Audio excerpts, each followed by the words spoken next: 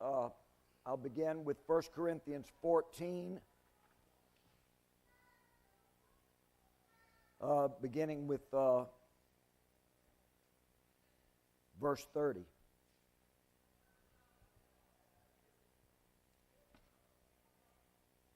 We'll wait until the doors are...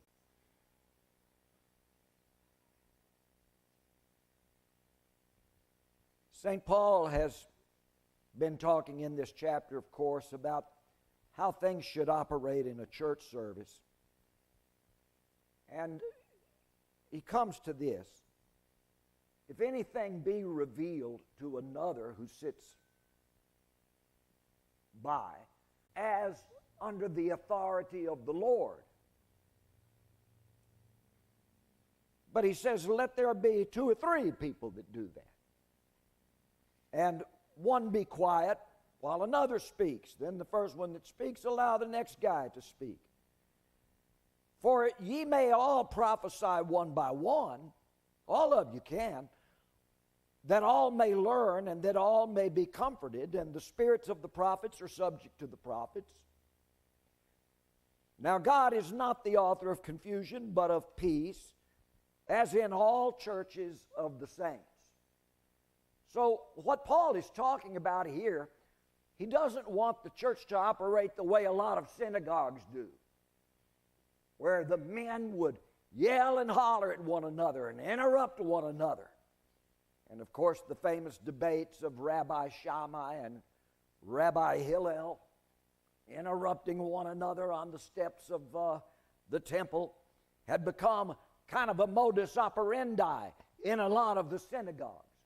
Men would yell at one another. No, stop right there, Don't say another word. Let's define this.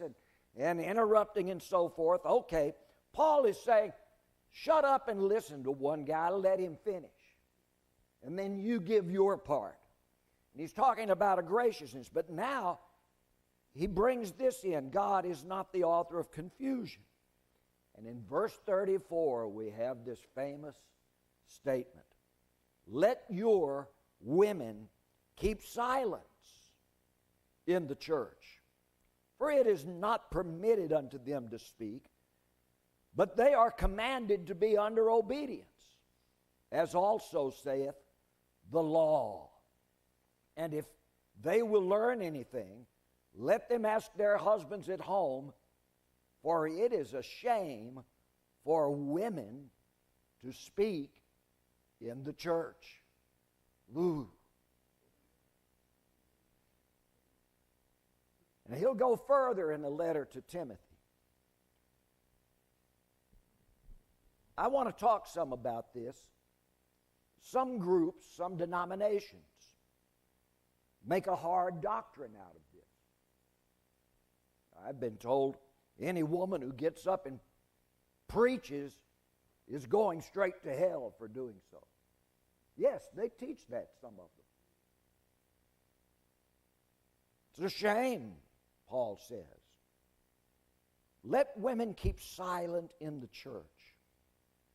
It's not permitted to them to speak. Who doesn't permit them to do it? Well, obviously, Paul doesn't permit it. They are commanded to be under obedience, as also saith the law. What law? You can search all the commentaries about this verse, and the only thing they give you is Genesis 3:16. When God is speaking to Eve, who had listened to the serpent, and God is now telling Eve, your desire will be under your husband, and you'll follow him. But that's part of a curse statement. That doesn't seem to be God's original plan for women, for a woman to be behind the man. God's original statement when he made Eve and told Adam, this is before the curse, before the sin. When God made Eve, it was God's idea. And he told Adam that she would be a, strange word in the King James, a helpmeet. Now some people interpret that as, well, she's just supposed to darn his socks and shine his shoes and crease his pants for him and feed him.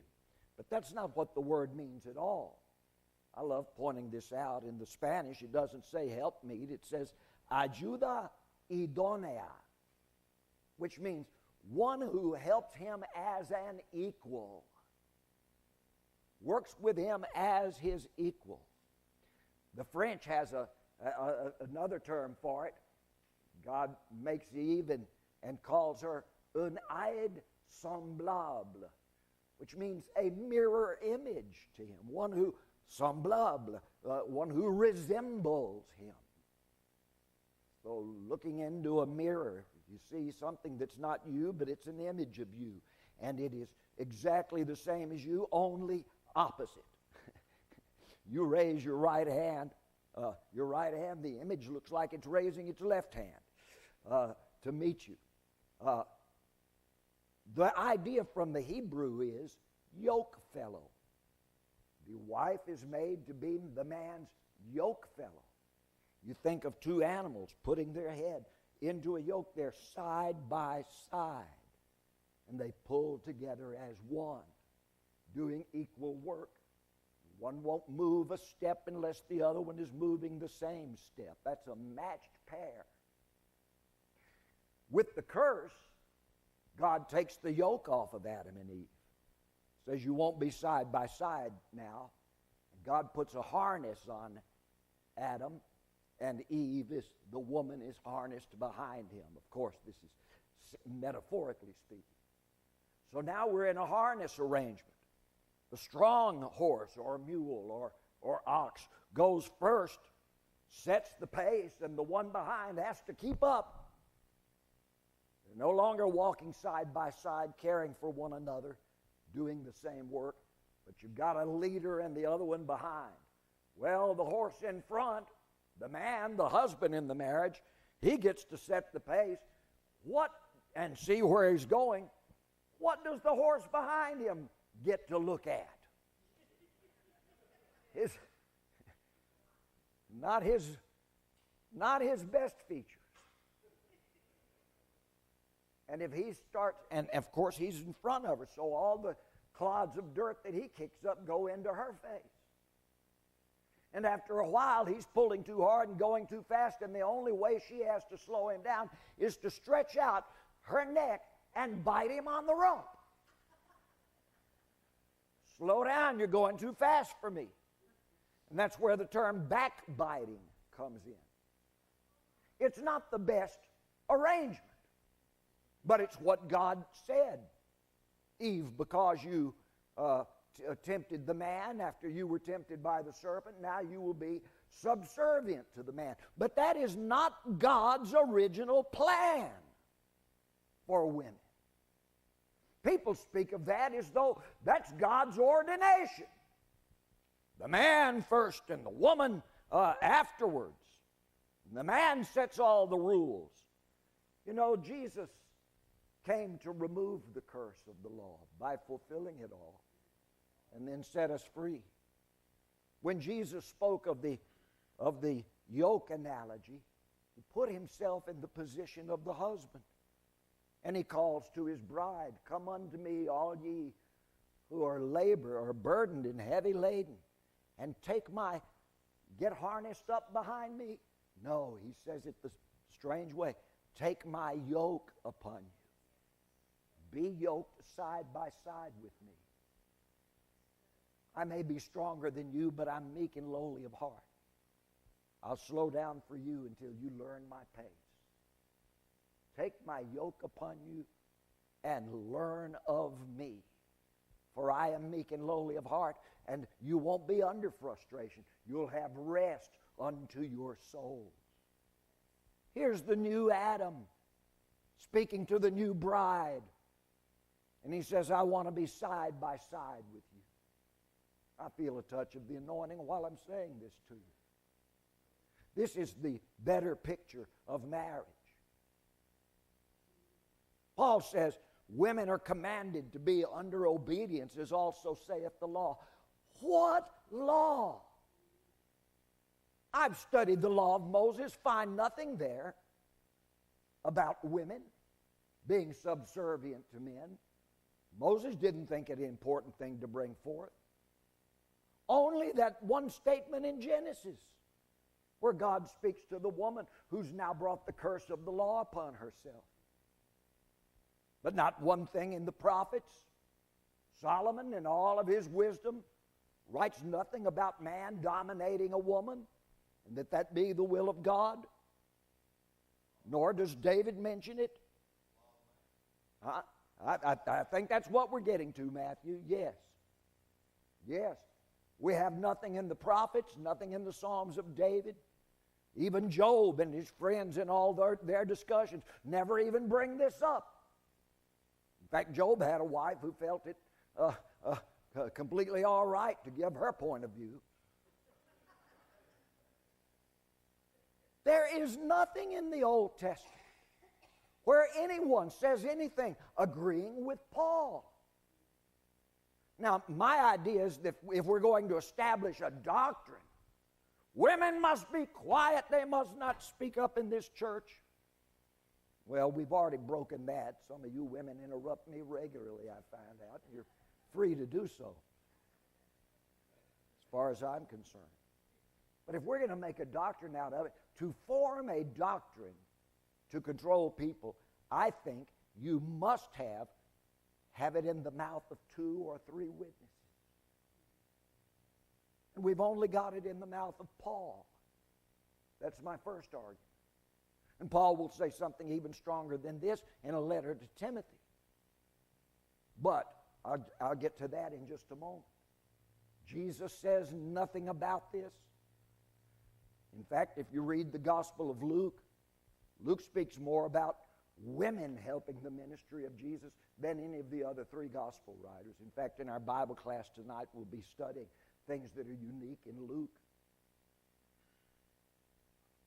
In Luke, we have not the story of Joseph, the husband, hearing from an angel in a dream, but the visitation of the angel, not in a dream, but directly to Mary.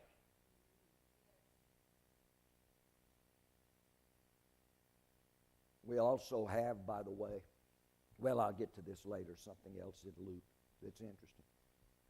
Paul seems to be talking about a culture. Now, there's 2 cultures that are important. This is at Corinth, in the region of Cenchrea, which is on the isthmus of Corinth, above the peninsula of Achaia, there in the Greek archipelago. Paul has started a church there. If you go back in the book of Acts and read how the church of Corinth was begun, it was begun in the Jewish synagogue there at Cenchrea, Corinth. And a big ruckus broke out in the synagogue as Paul was weekly on every Sabbath day teaching in that synagogue for some time, for some months. And finally, they had had enough and the synagogue splits. A number of the leaders of the synagogue leave the synagogue and go across the street to a man's house. Jason was his name, I believe. And they began to have a church. And it was as much Jewish as it was Gentile. That was one of the big things they fussed over. Paul said, the Gentiles are welcome to worship the God of Abraham with us. Now, the Jewish culture brought something in. In Pharisaic Judaism, we have the famous quotation from Rabbi Eliezer, the Targum that he wrote, one of those old Jewish writers. You know what he said? He said it'd be better to burn the Scriptures than to let a woman speak them. Take the law of Moses and burn it rather than have a woman read it. In fact, Rabbi Shammah did not believe that women should be allowed to learn to read at all. Their woman's role in life was to do nothing but housework. I've known people in some cultures that refuse to let their daughters go to school. Shella can tell you about it.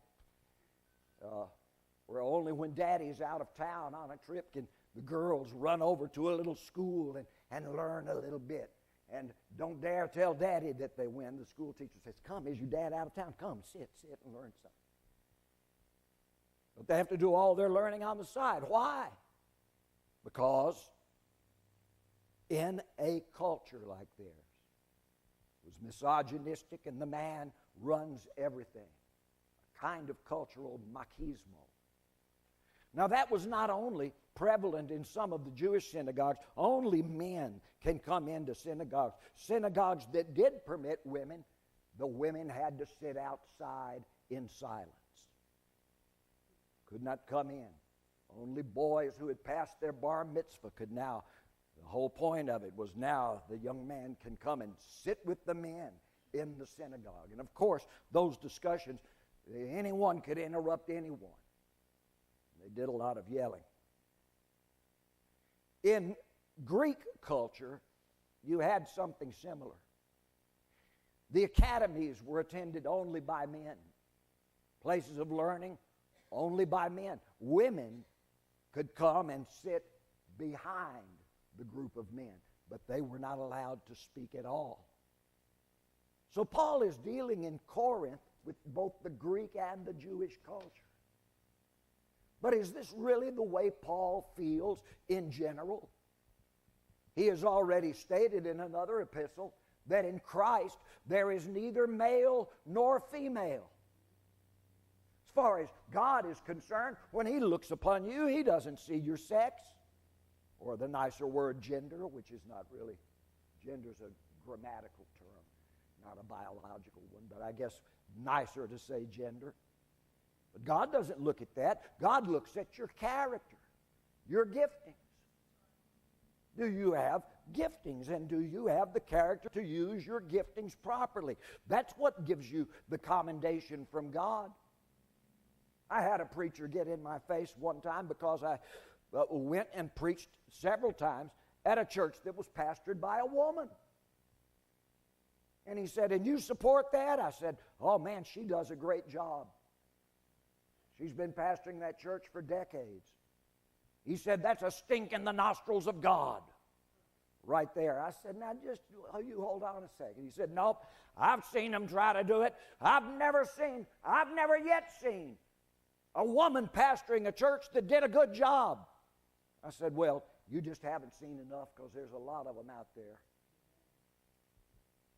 And I've seen a lot of churches pastored by men who did terrible jobs. It has nothing to do with whether it's a man or a woman, as far as God or Christ is concerned. And I'll prove this to you, I hope, this morning. Is this interesting to anyone? I was supposed to, I'd been asked to make the Mother's Day sermon last week about this. Sorry, I missed doing it. I got stuck in Michigan. But I'll try and bring this all out today. And of course, while I'm speaking, Matthew has already spoken up. You're welcome to do that again. But you women, be quiet. No, I'm joking.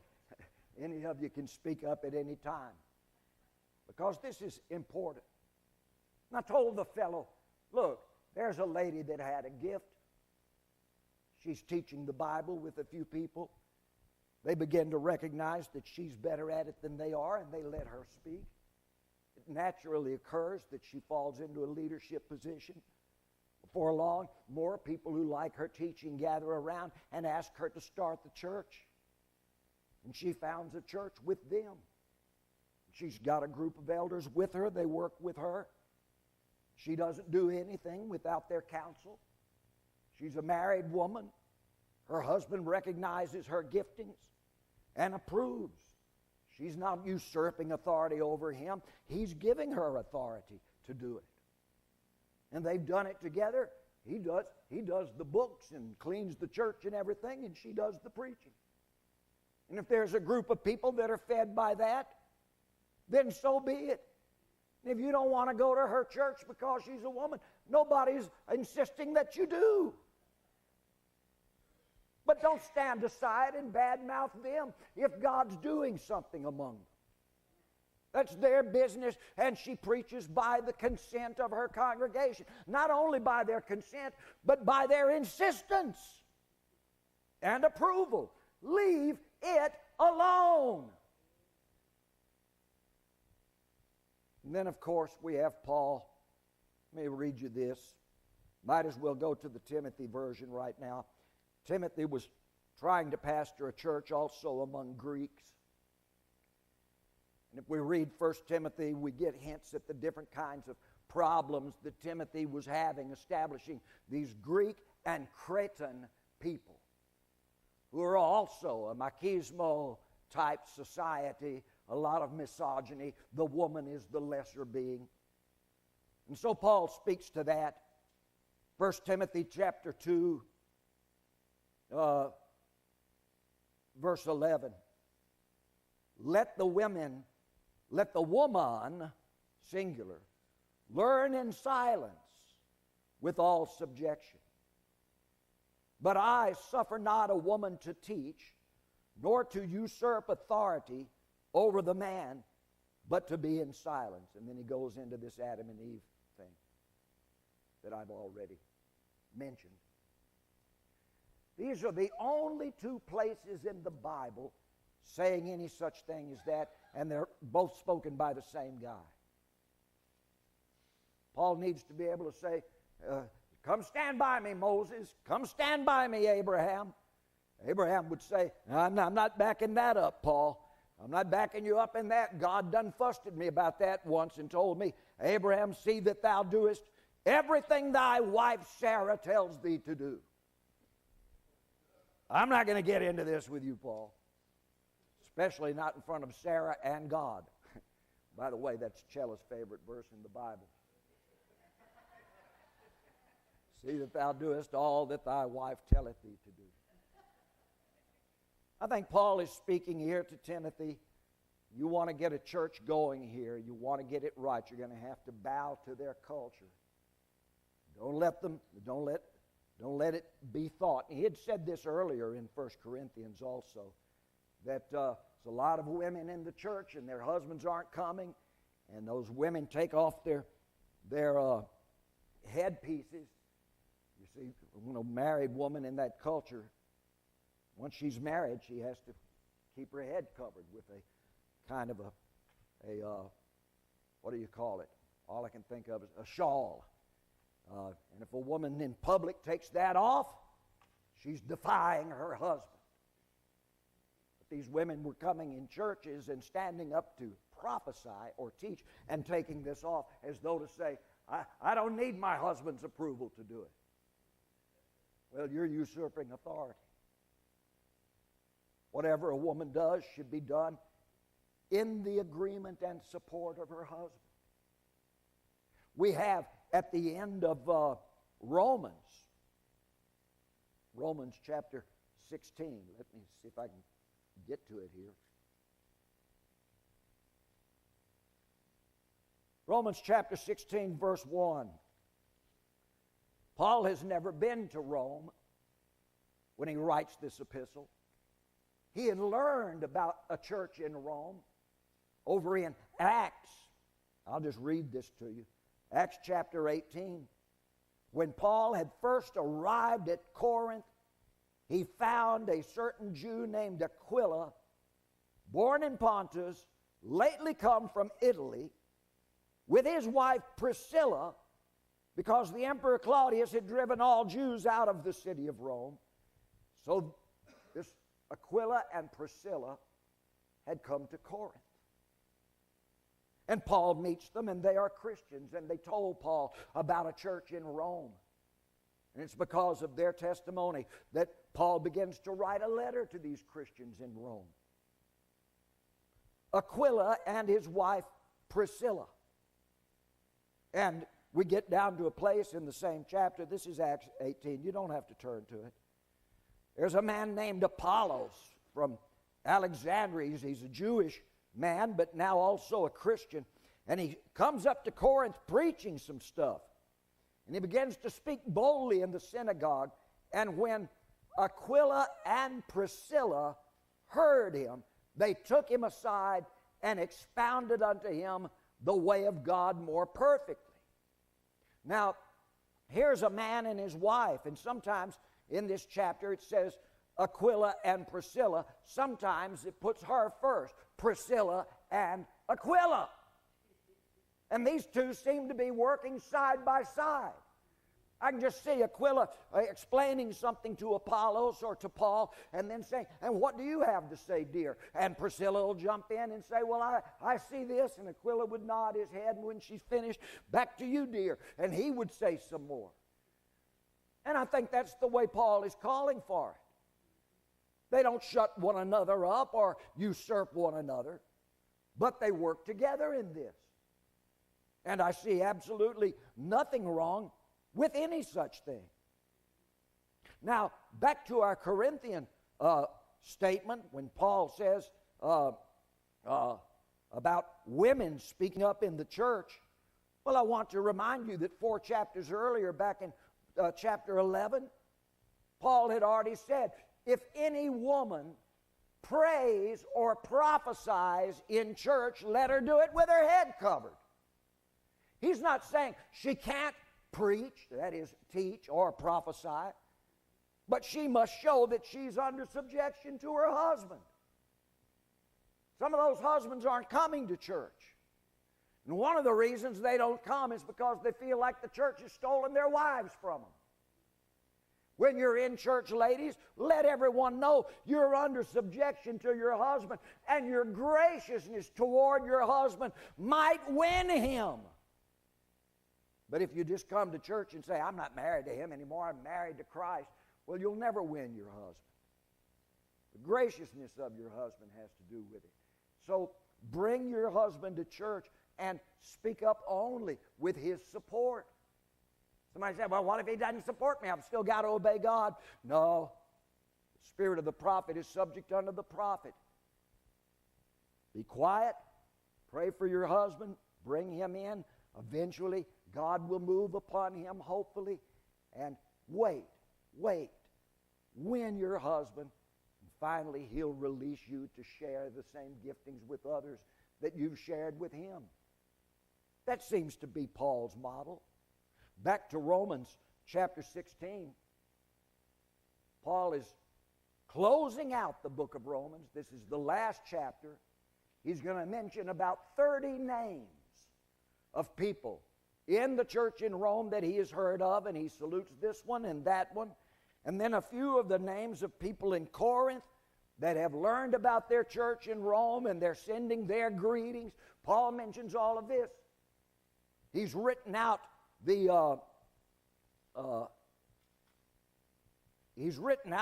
epistle to the Romans, and this is chapter 16 is his postscript. There's a verse there toward the end that says, I, Tertius, wrote this epistle, and I salute you, Romans, in the Lord.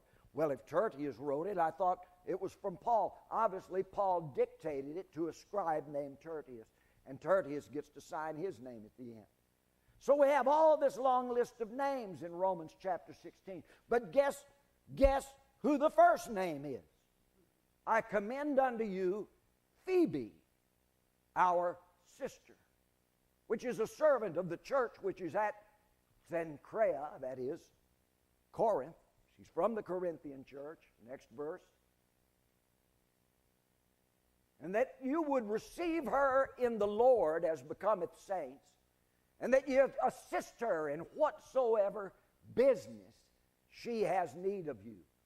For she hath been a succorer of many, and of myself also.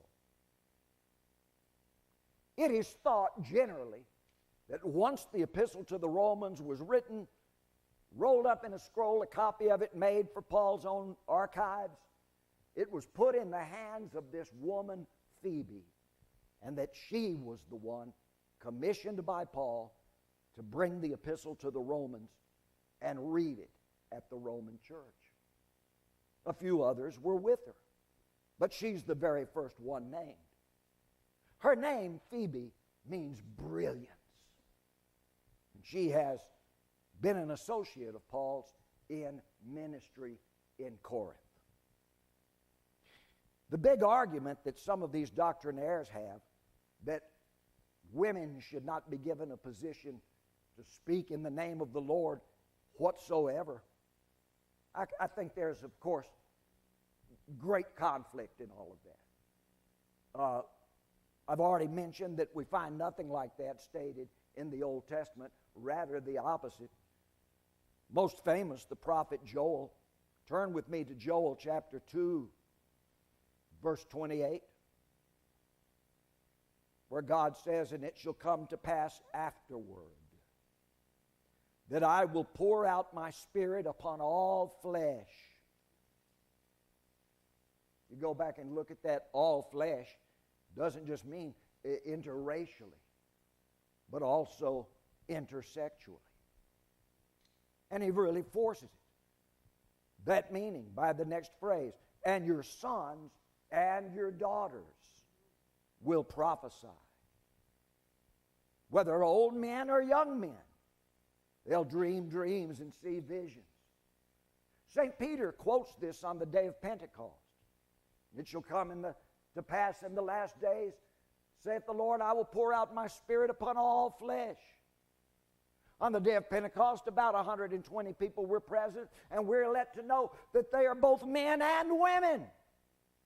Even Mary, the mother of Jesus specifically, is said to have been among that 120. And they all did prophesy and speak the wonderful works of the Lord to the crowd that gathered around.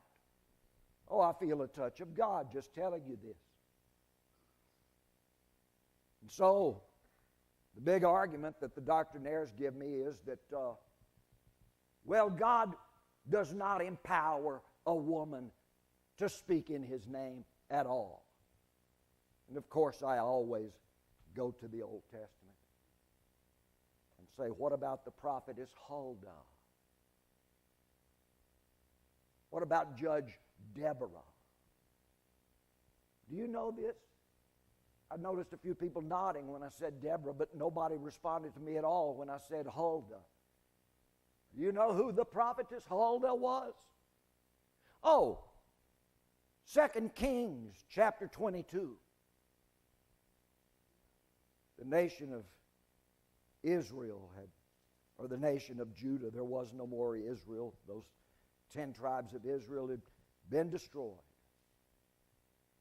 King Amos had plunged Judah into deeper sin than they had ever been in.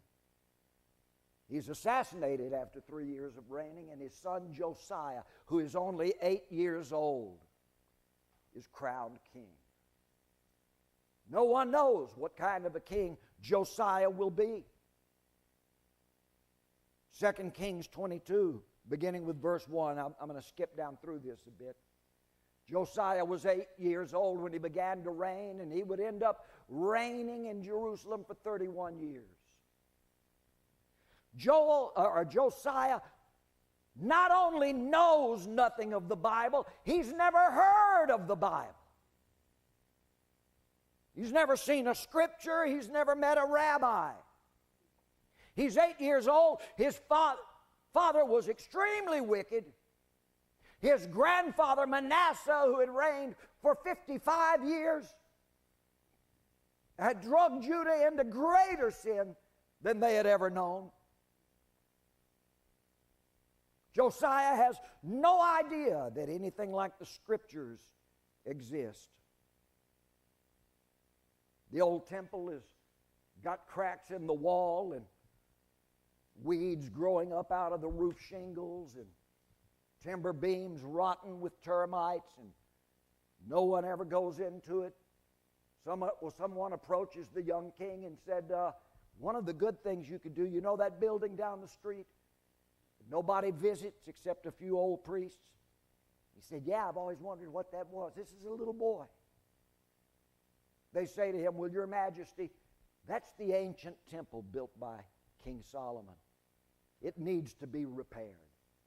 Can we set a box on the steps in the street with a sign for the repair of the temple of Solomon? And people can drop money into it. By that, we might raise enough money to start some of the repairs. And young Josiah approves of this. Yes, let's get that old building fixed up. And so years pass. And we read of carpenters, builders, masons buying timber and hewing stone to repair the house of God. And we come to verse 8. Josiah is now what? About let's see, He's been king for 18 years. 18 years. So he's now, what, 26 years old. And they come to him. Hilkiah, the high priest, says to Shaphan the scribe, guess what I found while we were working on the walls? I have found the book of the law in the house of the Lord. An old scroll, probably put into a bag, which is put into a jar and sealed up to protect it. And people forgot about it. It's just a jar over there among a bunch of other jars. Oh, one day, let's see what's in them. And someone opens this and finds the law of God. It hasn't been read publicly for about 70 years anywhere in Judah, or maybe longer, since King Hezekiah's time. And he says, I found the book of the law in the house of the Lord. And Hilkiah gives the book to a man named Shaphan, the scribe, and he read it. And Shaphan the scribe comes to King Josiah, and he said, thy servants have gathered the money that was found in the house and have delivered it into the hands of them that do the work and have the oversight of the house of the Lord. And Shaphan the scribe showed the king, saying, Hilkiah the priest has given me this book. And Shaphan read it before the king. Now that would have taken days, maybe a couple of weeks. The young king says, read more to me now today. And he hears the whole thing. And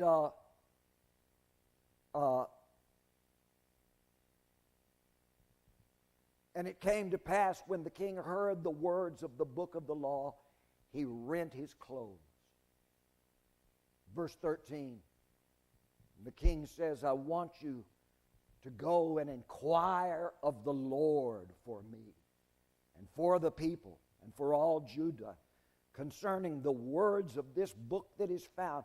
For it seems that this calls great wrath from the Lord to be kindled against us, because our fathers were not hearkening to the words of this book to do according to all that is written concerning us. How do you go and inquire of the Lord if the temple is not in function? And the high priesthood, this high priest, seems like he needed Shaphan the scribe to read it to him. There's some indication that the high priest himself is illiterate. Nobody's discussing the law, and they say, where do we go? Even the high priest says, we've got to go somewhere. Verse 14, somebody to speak to us in the name of the Lord. So Hilkiah, the high priest, and Ahikam, and Akbor, and Shaphan, and Asahiah, these great officers of the kingdom, these 4 or 5 men go to a woman named Huldah the prophetess, the wife of Shallum. I just felt God touch me again. The son of Tikvah, the son of Harhas, keeper of the wardrobe. Now, this woman, Huldah, dwelt in Jerusalem in the college, and they communed with her. If the high priest could not read without the help of a scribe, where did this woman get her ability to read? Now, you can look in different versions of this. Some don't use the word college. They use the word the Lord's district or the second district. Some use a Hebrew word that means place of learning. And it is thought that this is an area in the temple precincts, just to the north of the temple, where scholars were protected. And she knows the law. And she said unto them, thus saith the Lord God of Israel, tell the man who sent you to me, King Josiah, thus saith the Lord, behold, I will bring evil upon this place and upon the inhabitants thereof, even all the words of the book which the king of Judah has now read. And she speaks on, giving the reasons. Your fathers have turned against me, saith the Lord, and therefore I'm going to bring the Babylonians to destroy this whole city soon. But thus saith the Lord. I'm down in verse 18 now.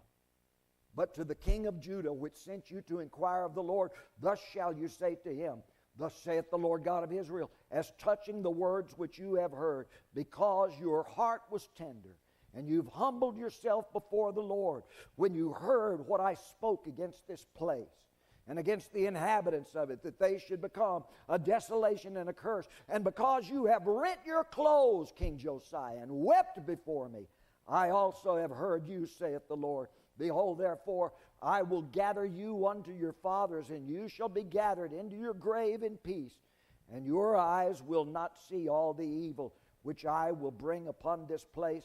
And they brought the king word again. The prophetess Huldah is also mentioned in the Chronicles version as a woman of terrific authority to instruct kings and priests. And of course, I'm also fond of bringing up the story of Deborah to those people. This was even centuries earlier. Judges chapter 4. And they say, well, Deborah is an exception to the rule. Huldah is an exception to the rule. I say, what rule? They say, Paul's rule. Well, that's Paul talking about one church where women were causing a problem, and then warning Timothy not to let that problem come up in other churches in Greece and on the island of Crete. But is it a universal thing? Yes, a woman has no authority to preach or to teach in the presence of men, ever, anywhere. And I say, well, why? And the guy says, because God does not empower women that way. Now that is why I go to the prophetess Deborah, the prophetess Huldah, and others who are mentioned. I've got a few minutes, I'd like to teach the story of Deborah to you. Judges chapters 4 and 5. 4:1, these were terrible times. It says that, Judges 4:1, it says that when Judge Ehud died, Israel once again did evil in the sight of the Lord. And verse 2 explains that God took his hand of protection off of them, and the Canaanite warlord Jabin and his general Sisera took over all of Israel. They invaded, and for 20 years they mightily oppressed the children of Israel. Verse 3 says they began to cry out to the Lord, and Sisera had these 900 chariots of iron. They had a technology for weaponry that the Israelites did not have. And they controlled the cities of Israel, these governors. And then we have this, verse 4, and Deborah, a prophetess, the wife of Lapidoth, she judged Israel at that time. Now, I mentioned Huldah the prophetess a little while ago. Huldah the prophetess was known as the wife of Shallum. Deborah the prophetess is known as the wife of Lapidoth. These women had husbands. If Deborah judges Israel at this time, we're going to find at the end of her story that she is judged for 40 years. During the 20 years of the Canaanite occupation, some people who knew her character came to her husband Lapidoth and said, your wife is well spoken and well listened to. Will you allow her, Sir Lapidoth, to teach us? And Lapidoth gives his permission and support to his wife Deborah. Teach these people. She's not usurping authority. In fact, we'll find her trying to give authority to men who say, no, we're not going to do this without you. Her character has established her. What do we do with women of character who are looked upon? Are we going to say, because you're a woman, you shut up? If that's the rule, then that excludes 50% of the human race from ever being able to preach the gospel. In my opinion, this is a stupid idea. And I look to what Deborah does. She judges Israel for those 20 years, dwelling under a palm tree known as the palm tree of Deborah. And it's between Ramah and Bethel, high on Mount Ephraim. And the children of Israel came up to her for judgment. Now maybe she's like Judge Judy, very strongly spoken, and but I don't really think so, because she's not just settling legal cases. She's teaching the ways of God. Now this is what the judges did. When the nation backslid, God would raise up a judge, and he would judge the people, for 30 years, for 20 years, for 7 years, however long the particular judge did. And that meant teaching the people the ways of God again. These people didn't have Bibles in their homes like you do. You had to go to Shiloh to hear the priest teach. They didn't even have synagogues set up at that time. And now Shiloh has been shut down. And the priests of Shiloh have fallen into ill repute with the people. So they come to this woman, Deborah, and they say, teach us, instruct us. And she spends these 20 years pointing out to them, here's why God is taking his hand off of you. And let your enemies overcome you, because you're doing this wrong, you're doing that wrong, you're doing the other wrong. And much discussion. And she leads the discussion. And we're going to read later when it says the children of Israel came up to her under her famous palm tree, and she judged them there. This means the governors of the tribes came to her. We'll read it later. These aren't just a couple of nobodies, your dog bit my cat or something. Tell us, Judge Judy, do I get my settlement? I mean, that's nonsense. That's not what Deborah was doing.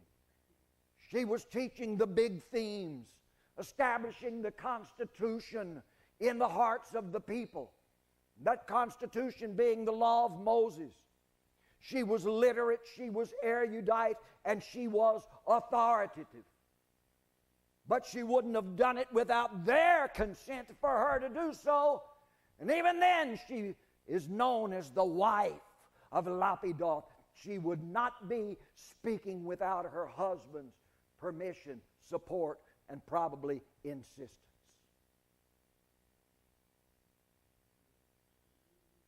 She, verse 6, sends and calls, the word is orders, a man of war named Barak ben Abinoam out of Naphtali along the river Kadesh. It's where he lives. And he comes down there south to Mount Ephraim and meets with her. And she says unto him, listen to Deborah's words prophesying. If this isn't a woman taking authority, I don't know what is. Hath not the Lord God of Israel commanded, saying to you, Barak, go and draw toward Mount Tabor and take with you 10,000 men of the children of Naphtali and Zebulun. And I will draw unto thee to the river Kishon Sisera, or to the river Kishon. Sisera, the captain or general of Jabin's army, with his chariots and his multitude, and I will deliver him into your hand, Barak. Verse 8, and Barak says to Deborah, if you will go with me, then I'll go do this and fight this battle. But if you won't come with me, then I ain't going. And she said, I will surely go with you. And we're going to read about this battle. But like Boudica, the British queen who led her forces in battle about 30 years after the time of Christ, led her forces from her chariot in battle against the Romans. and for her lifetime drove the Romans out of Britain. They didn't try to come again for another 100 years. They did go over to Ireland once and think about invading that place, and after a few scouting adventures, they found the Irish people were so hard to deal with, the Romans said, this place ain't worth it, and never came back there again. But after Boudicca led the English or British forces against the Romans and defeated them, the Romans didn't come back for over a century. They wanted to make sure she was good and dead and gone. I think of Deborah, and that picture comes into my mind. This woman, the little wife of Lapidoth, in a chariot or astride a horse. Joan of Arc like, leading these troops and consulting her general. Here's your next move. Do you remember Golda Meir? How many of you remember who Golda Meir was? We don't hear much about her. She was the 7th prime minister of Israel. Her general, Moshe Dayan, with the black eye patch over one of his eyes. Golda Meir was a shopkeeper in Milwaukee, a Jewish girl, up in Wisconsin. And when World War II ended and Israel got its charter by 1949 with the United Nations completely, they had established their state in 48, got their charter in 49. Golda Meir and her family moved to Israel. She got into politics. By the late 60s, she was considered as a candidate for prime ministership and was elected. Throughout the early 70s, she led Israel in several of its greatest victories militarily, including the famous 1973 Yom Kippur War. She was a tough old gal. She made Israel strong in her time and established it in some of the in the face of some of the greatest threats of military defeat that they had known since the Six-Day War in 1967. And it was her speaking into the Knesset in those times that drove Israel to continue and to never surrender. Because of her strong voice of leadership, they made her prime minister. She was the 7th, get this, the 7th prime minister of Israel. Deborah is the 7th judge of Israel in the book of Judges. And I see her in my mind's eye with her general Barak, very much like Prime Minister Golda Meir and her general Moshe Dayan, working together. I'll make no move unless you instruct me and give me your permission. Yes, this is how we'll do it. Under her instructions, they flew down to Kampala, Uganda, and raided the airport there, an airport I've been in several times. Moshe Dayan and Golda Meir's secret forces went in there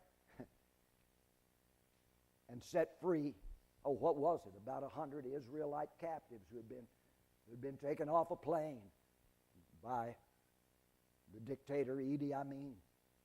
They went in there and got those people out and got them on a plane and flew them back under Golda Meir's directives.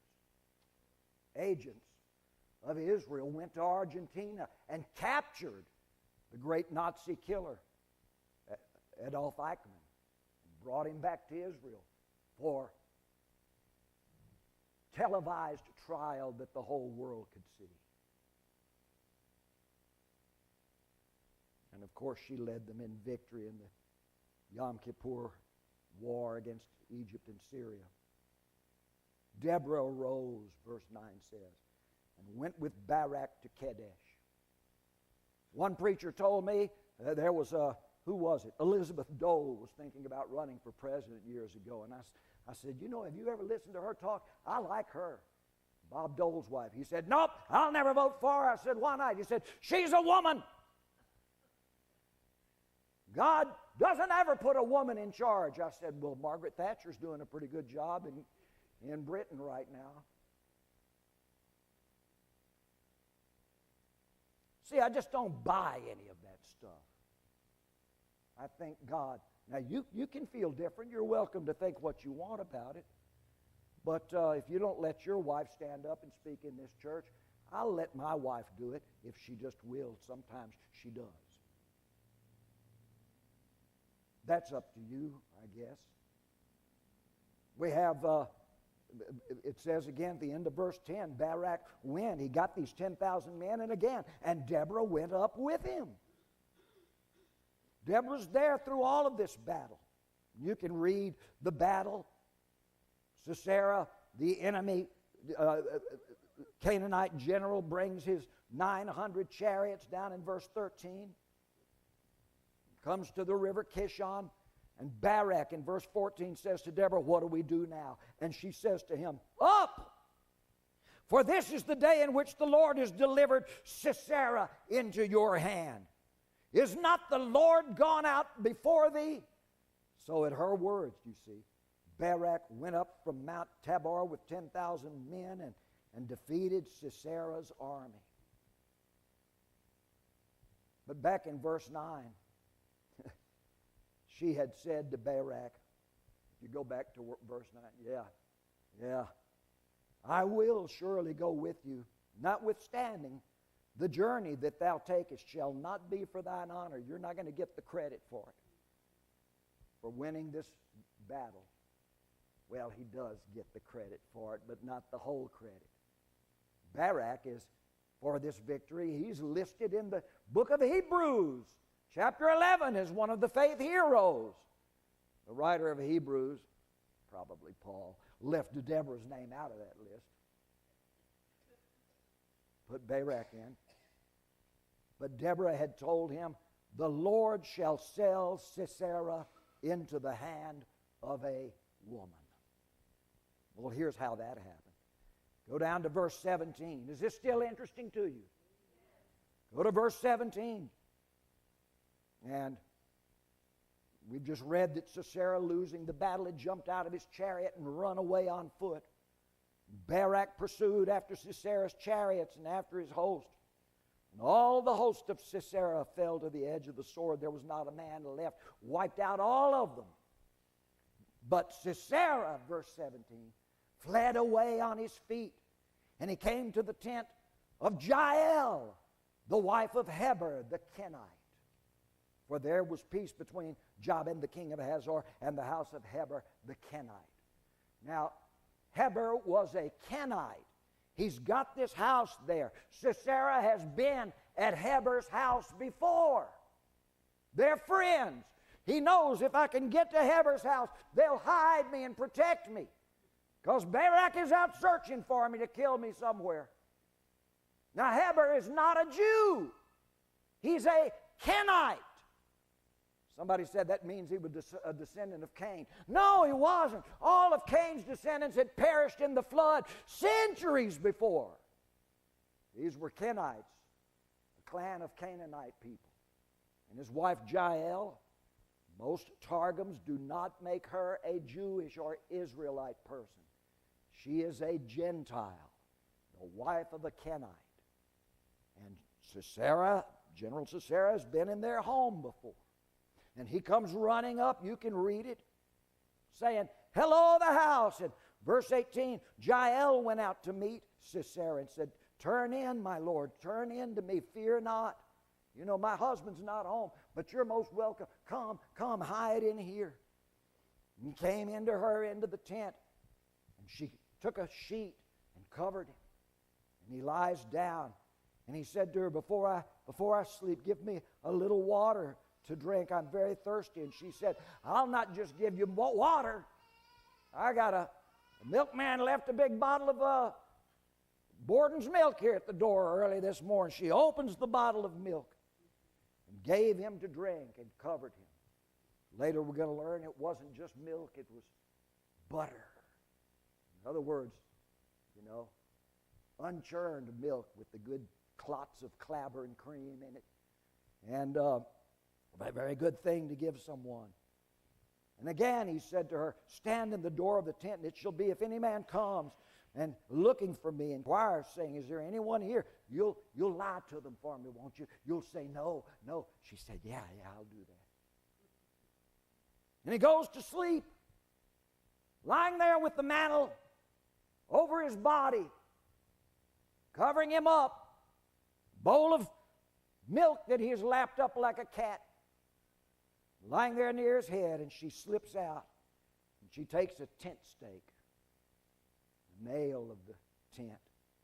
She gets the hammer, and she comes softly in unto him, and she puts the nail against his temple and gives it a good blow right into his brain. His body jerks, but he can't get up, and she hits it again till it comes out the other temple, and she hits it again until she nails him to the floor planking. We'll learn later that she cuts his head off. And so he died. She smote the nail into his temples, fastened it into the ground, for he was fast asleep and weary. Well, he ain't waking up now. And behold, as Barak was hunting for Sisera, he gets up to that house, and Jael runs out to meet him and says, come and I will show you the man you're seeking. Now, the interesting thing about Jael is she's a Gentile woman. Even though Israel has been backslid for a long time, she has heard the teachings of this woman Deborah, or she has at least heard about them. And she has made up her mind. Even though the Israelites are not fully following those teachings, those are better ideas than what my people teach. She would rather be under the ideas spoken by Deborah than to be under the governance of her own people. She brings him in, and there's Sisera lying with the nail in his temple. When we come to chapter 5, I'm just going to read a few verses of it. I've got a minute and a half left. But I want to point out something. This is chapter 5 is Deborah's song. An entire chapter, just her words, singing victory. In verse 6 of chapter 5, she says, in the days of Shamgar, the son of Anath, that was a judge previous to her. In his days, because we were conquered by the Philistines, by the Canaanites, the highways were unoccupied. Travelers walked through byways. People were afraid to be seen. There was fear all over the land. The inhabitants of the villages ceased. They ceased in all Israel until that I, Deborah, arose. That I arose, a mother to Israel. In verse 9, Deborah sings, my heart is toward the governors of Israel. In verse 12, she says, awake, awake, Deborah. Awake, awake, utter a song. Arise, Barak, and lead thy captivity captive. It's the first time that phrase is used in the Bible. And it's a messianic thing.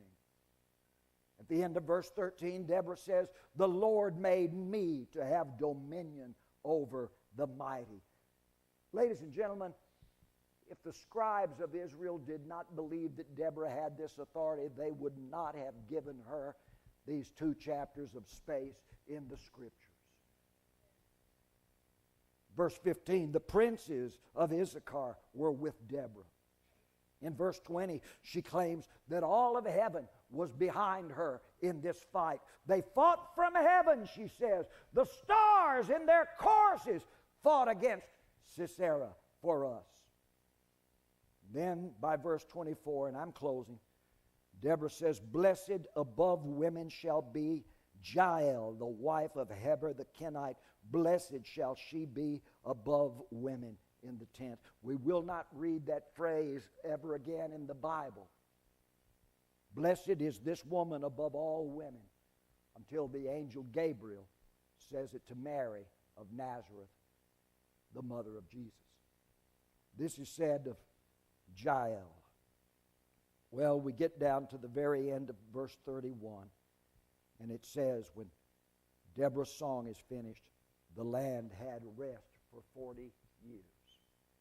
She spent 20 years judging them, teaching them. And then she and Barak fought this battle. And then the next 20 years, she continued bringing Israel to greatness through her instructions. So, if we have a Deborah in this church, should we tell her to shut up? If we have a Huldah, should we tell her to shut up? If a Phoebe comes to us with a message that's been put in her hand, says, I want to share this with this church, and we read it and consider it and say, man, that's good, but you can't read it.